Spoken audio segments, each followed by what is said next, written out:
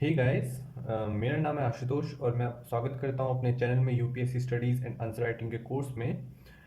आज फिर हम एक जीएस 3 का क्वेश्चन सॉल्व करने वाले हैं और आज डे 4 है हमारे क्लासेस का। गाइस, मैं आपको बताना चाहता हूं कि जो मेरी सीरीज़ है ये नेक्स्ट ईयर तक चलती ही रहेगी, जब तक नेक्स्ट ईयर का मेंस नहीं आ जाता 2023 का। तो आप रोज़ एक एक क्वेश्चन मेरे साथ प्रैक्टिस कर सकते हैं। और मैं आपको एक बहुत अच्छी खुशखबरी के साथ ये बात बताना चाहता हूँ कि अभी जो 2 दिन पहले जीएस 3 का जो एग्ज़ाम हुआ है उसमें जो क्वेश्चंस हमने 3 दिन पहले प्रैक्टिस किए हैं वो तीनों के तीनों क्वेश्चंस सेम क्वेश्चंस आ रखे थे इस बार जीएस 3 में। मतलब अगर उस वीडियो को किसी ने पहले देखा हो तो उसके दिमाग में पहले से ही चीज़ें बैठ जाएंगी कि क्या क्या पॉइंट्स लिखने हैं, क्या क्या पॉइंट्स नहीं लिखने हैं। तो प्रीवियस ईयर क्वेश्चंस इस पर बहुत ज़्यादा आए थे जीएस पेपर 3 में। मतलब उनका बहुत ज़्यादा इंपॉर्टेंट रोल था। जैसे एक क्वेश्चन था इंटीग्रेटेड फार्मिंग सिस्टम पे, वो भी मैं आपको करवाने वाला था। अभी मैं करवाऊंगा आगे 3 से 4 दिन के अंदर में। इंटीग्रेटेड फार्मिंग सिस्टम पे भी क्वेश्चन आएगा तो उसे भी आप सॉल्व करेंगे। सीधा सीधा क्वेश्चन वो पुट अप कर रखा था, वो प्रीवियस ईयर क्वेश्चन का ही था। फिर एक क्वेश्चन था पीडीएस से रिलेटेड मैंने एक वीडियो बनाई है डे 3 में, वो आप देख सकते हैं, वो आप जानते ही हैं। फिर एफसीआई से रिलेटेड एक क्वेश्चन था, वो भी मैंने बना रखा है। तो मतलब ये सारी चीज़ें जो हमने पहले से कर रखा था उन्हीं में से आई हैं। मतलब 3 वीडियो बनाई है मैंने इससे पहले और तीनों के तीनों क्वेश्चंस इस बार जीएस 3 में थे। तो इससे आप समझ सकते हैं कि प्रीवियस ईयर क्वेश्चंस का क्या इंपॉर्टेंस है। और मैं उसको बहुत स्ट्रक्चर वाइज करवा रहा हूँ। मुझे पता है कि कौन से क्वेश्चन इंपॉर्टेंट है और कौन से क्वेश्चन इंपॉर्टेंट नहीं है, और पहले कौन से क्वेश्चन से आपको आंसर ज़्यादा समझ में आएगा, लिखना ज़्यादा समझ में आएगा। क्योंकि आप रैंडमली अगर क्वेश्चन उठाएंगे तो आप नहीं सॉल्व कर पाएंगे उसको। हम लोग पैटर्न वाइज कर रहे हैं और उसी पैटर्न में मैंने एक और क्वेश्चन उठाया है। अब ये क्वेश्चन भी देखिए तो उसी चीज़ से रिलेटेड, और ये भी प्रीवियस ईयर क्वेश्चन ही है। ये आई थिंक 2019 का क्वेश्चन है, I am not sure but I think ये 2019 का क्वेश्चन है। बट ये 10 मार्क्स का है, 150 वर्ड्स, 10 मार्क्स का। तो चलिए बिना लेट करे हम लोग आंसर लिखना स्टार्ट करते हैं। उससे पहले आप मेरे चैनल को सब्सक्राइब और लाइक ज़रूर कर दीजिए फ्रेंड्स, बहुत ज़्यादा ज़रूरी है। ये इंट्रैक्शन बढ़ेगी तभी मेरा चैनल भी ग्रो होगा और मुझे भी मोटिवेशन मिलेगी। और अपने दोस्तों के बीच में भी इसे शेयर जरूर करिए। तो सीधा क्वेश्चंस पे आते हैं। अब क्वेश्चन है, examine the role of supermarket in supply chain management of fruits vegetable and food items. How do they eliminate number of intermediates. ठीक है, तो अप्रोच में क्या था? अप्रोच में सिंपल था कि हमें पहले इंट्रो लिखना है, देन इंट्रो लिखना है, उसके बाद हमें बॉडी लिखनी है और फिर कंक्लूजन लिखना है। गाइस, मैं स्टेप बाय स्टेप बता रहा हूँ आपको, तो आपको भी उसी टाइप से फॉलो करना है। आपको टाइम की चिंता नहीं करनी है, आप अपने कंटेंट पे ध्यान दीजिए। टाइम वो धीरे धीरे करके खुद सुधर जाएगा। वो आगे आने वाले दिनों में मैं इस पर भी मास्टर करना आपको सिखाऊंगा कि फिक्स टाइम में 8 से 9 मिनट में आपको वीडियो ये आंसर कंप्लीट कर लेना है 8 मिनट्स में। वो कैसे लिखते हैं वो भी आपको आ जाएगा। पहले अभी आप कंटेंट पे ध्यान दीजिए और मेरे को थोड़ा टाइम लगेगा क्योंकि मैं बीच बीच में बोल भी रहा हूँ, समझा भी रहा हूँ और मुझे कैमरा भी हैंडल करना पड़ रहा है। सीधा हम आंसर पे आते हैं। पहले हमें कीवर्ड अंडरलाइन कर लेना। What is, examine the role of supermarkets in supply chain management of fruits, vegetable and food items. How do they eliminate number of intermediates. ठीक है, तो यहाँ पे सुपरमार्केट्स के बारे में पूछा है, रोल पूछा है सुपरमार्केट्स का। तो इंट्रो कैसे स्टार्ट करेंगे? इंट्रो में ही प्रॉब्लम आती है बच्चों को, बॉडी में नहीं आती है। बॉडी अगर कंटेंट आपका रेडी है तो आपको बॉडी में प्रॉब्लम नहीं आने वाली है, इंट्रो में और कंक्लूजन में प्रॉब्लम आएगी। ठीक है, तो इंट्रो हम बहुत ज़्यादा सिंपल लिखने वाले हैं। 10 मार्क्स का क्वेश्चन है और 150 वर्ड्स इसमें लिखना है, तो इंट्रो हम 2 से 3 लाइन में खत्म कर देंगे। तो इंट्रो में हम क्या लिखेंगे? Examine the role of supermarkets से रिलेटेड पूछा है तो क्या करो कि सुपरमार्केट्स को ही डिफाइन कर दो। तो सुपरमार्केट्स के बारे में लिखते हैं।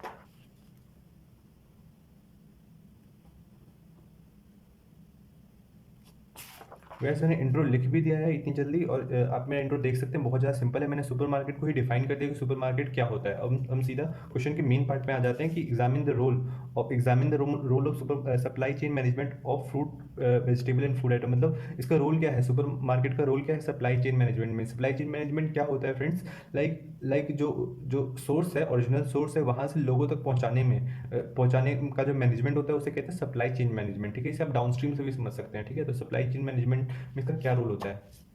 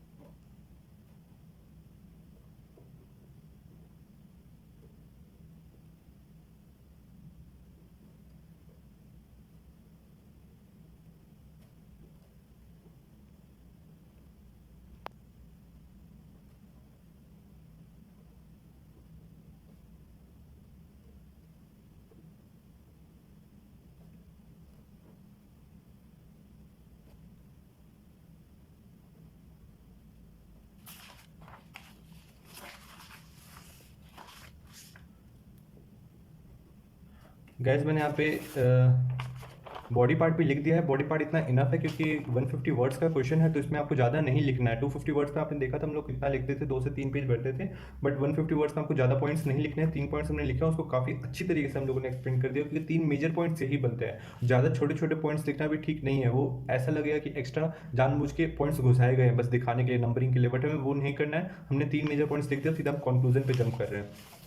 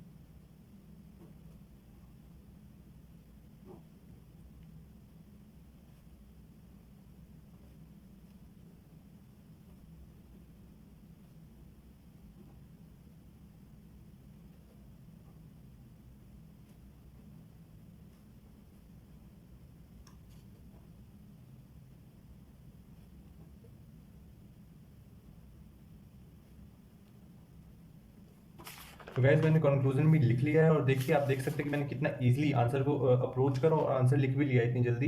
तो मैं आपको बता देता हूँ कि मैंने एग्जैक्टली लिखा क्या है, जैसा कि आप देख सकते होंगे। तो क्वेश्चन क्या था, examine the role of supermarket in supply chain management of fruits vegetable and food items, how do they eliminate number of intermediaries.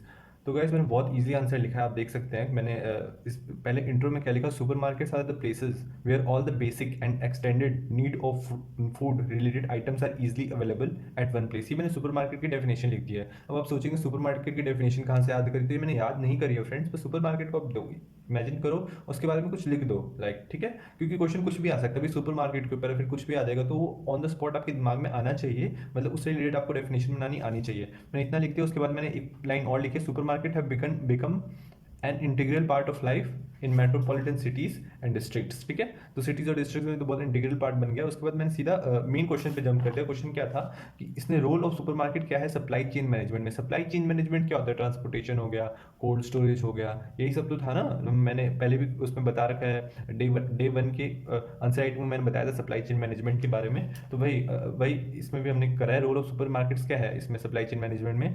तो यहाँ पे ट्रांसपोर्टेशन लिख दिया कि perishability due to lack of good and modern transport facilities have reduced as supermarkets have modernly equipped transportation. ठीक है, तो पहले क्या प्रॉब्लम्स आती थी कि ट्रांसपोर्ट करते टाइम, लाइक अगर कोई स्मॉल वेंडर है और अगर वो फार्मर से फूड प्रोड्यूस लेकर आ रहा है, तो वो अपने छोटे मोटे ठेले पे लेके आएगा, नहीं तो छोटे मोटे ट्रक पे लेके आएगा। तो मतलब उस ट्रांसपोर्ट की वजह से ही ना, मतलब चीज़ें खराब हो जाती थी, मतलब फ्रूट्स होते थे वो खराब हो जाते थे। ठीक है, बट जो सुपर मार्केट्स होते हैं उनके पास अच्छे अच्छे ट्रक्स होते हैं, बढ़िया बढ़िया ट्रांसपोर्टेशन होता है, उसमें कोल्ड स्टोरेज फैसिलिटीज़ भी होती है। ठीक है, तो वो आराम से बहुत दूर दूर तक का सफ़र तय करके भी ला सकते हैं, और उनकी जो फूड्स होती है वो भी खराब जल्दी नहीं होती। ट्रांसपोर्टेशन के बारे में मैंने लिखा, फिर मैंने लिखा बेटर स्टोरेज फैसिलिटी। स्टोरेज और ट्रांसपोर्टेशन तो एकदम फिक्स है भाई, आपको लिखना ही लिखना है क्वेश्चन में जब सप्लाई चेन मैनेजमेंट का आएगा तो।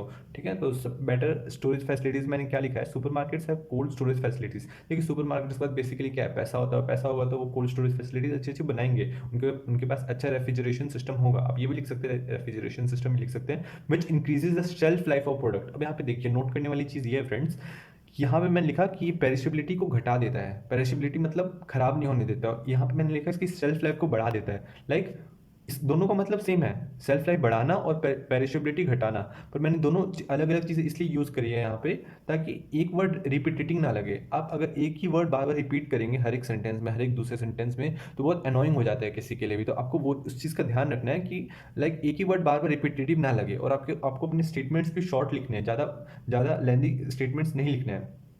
तो थर्ड पॉइंट पे हम लोग आते हैं प्राइसेस के बारे में। अब देखिए supermarkets procures directly from farmers and sales it to the consumers and hence lead to greater price discovery to farmers. Like इससे क्या होता है कि सुपरमार्केट्स डायरेक्टली फार्मर से लेते हैं, उनके बीच में कोई भी इंटरमीडिएरी एजेंट या ब्रोकर कोई भी नहीं होता है। ब्रोकर क्या करता है कि कम कम प्राइस में तो फार्मर से खरीदता है और ज़्यादा ज़्यादा ज़्यादा करके सुपरमार्केट को बेचता है और अपने प्रॉफिट मुनाफा कमा लेता है। अब इससे क्या होगा, कि फार्मर्स को कम पैसे मिलेंगे, पर सुपरमार्केट्स क्या करते हैं सीधा फार्मर से लेते हैं, तो फार्मर से वो ज़्यादा पैसे में ले लेते हैं। ठीक है, तो इसमें फार्मर का भी फायदा है और इसमें सुपरमार्केट का भी फायदा है। ठीक है, तो यही मैंने इस पॉइंट को लिखा, this has lead to support of. हाँ, ये पॉइंट अगर आपको ऐड करना है तो आप ऐड कर सकते हैं। ठीक है, ये बस एक सिंक में है, ये मैं एक नेशनल लेवल पे मैंने एक ऐड कर दिया है कि स्टेटमेंट को आप हटा भी सकते हैं, आपको लिखना है तो लिख भी सकते हैं कि ये एक नेशनल गवर्नमेंट की पॉलिसी है 2022 तक हमें फार्मर्स की जो इनकम है उनको डबल करना था। तो यहाँ से फार्मर्स को इनकम भी ज़्यादा जनरेट होगी। तो आप ये भी लिख सकते हैं कि ये एक सपोर्ट कर रहा है हमारी नेशनल जो पॉलिसी है फार्मर्स के लिए कि हमें उनकी इनकम को डबल करना है, तो ये उसको सपोर्ट करे। तो मैंने ये पॉइंट भी यहाँ पे लिख दिया है। और फिर मैंने कंक्लूजन में क्या लिखा, दो we can say supermarkets have eliminated the role of agent and auctioneers. मैंने जैसा आपको बताया कि ऑक्शन जो करने वाले होते हैं और एजेंट होते हैं, उन लोगों का जो रोल है वो एलिमिनेट हटा दिया है, and lead to greater price discovery by farmers. ठीक है, तो मैंने ये पॉइंट लिख दिया है। फिर कंक्लूजन में एक और चीज मैंने लिखी है, however government need to make sure supermarket doesn't affect the livelihood of small vendors. तो हमने ये भी देखा है कि अब एक जगह सारी चीजें एक ही जगह मिल जाएगी कंज्यूमर्स को, तो स्मॉल वेंडर्स के पास क्यों जाएगा, जो जगह गली गली घूमते हैं, क्या बोलते हैं, अपने प्रोडक्ट्स बेचते हैं, उन लोगों के पास ठेले लगा के अपनी सब्जियां बेचते हैं, उन लोगों के पास क्यों जाएगा, वो सीधा सुपर मार्केट ही नहीं चल जाएगा। तो गवर्नमेंट को इंश्योर करना पड़ेगा कि इन लोगों का बिजनेस खत्म ना हो जाए, नहीं तो जो गरीब तबके के जो लोग हैं उन लोगों के उनका लिवलीहुड मुश्किल हो जाएगा, क्योंकि वो लोग उसी पे सर्वाइव कर रहे हैं। अपने देख सकते हैं मैंने बहुत ही रोबस्ट आंसर लिखा है, बहुत ही अच्छा आंसर लिखा है और डाइवर्सिफाई करके लिखा है। मैंने हर एक पॉइंट को कवर करने की कोशिश करी है। आप भी इस टाइप का आंसर लिख सकते हैं, विश्वास मानिए। आपको भी बस रोज एक क्वेश्चन मेरे साथ प्रैक्टिस करना है और हम लोग रोज ही प्रैक्टिस करने वाले हैं। मैं तो कहूँगा कि जो बंदा आज अभी वीडियो देख रहा है वो डे 1 से वीडियो देखना स्टार्ट करे, पीछे जाए मेरे चैनल में, डे 1 से जो क्वेश्चन उसको प्रैक्टिस करें, क्योंकि 3 क्वेश्चन जो मैंने प्रैक्टिस करे तो तीनों के तीनों क्वेश्चन जीएस 3 में आए हैं। मैं इस पे एक वीडियो भी बनाऊंगा, मैं आपको दिखाऊंगा भी प्रूफ सामने, आप मेरे वीडियोस पे भी जाके देख लेना, क्योंकि तीनों क्वेश्चन मैंने समझाए थे और तीनों के तीनों आए हैं। तो ऐसे ही हम लोग रोज एक क्वेश्चन डिस्कस करेंगे और आपके दिमाग में भी सारे क्वेश्चन चल जाएंगे और आपको आंसर लिखना भी उससे रिलेटेड आ जाएगा। So thank you so much guys. तो आप मेरे चैनल को सब्सक्राइब कर दीजिए, लाइक कर दीजिए, अपने दोस्तों को भी शेयर कर दीजिए, क्योंकि बहुत ज़्यादा इंपॉर्टेंट है। So thank you so much guys, next day मिलते हैं।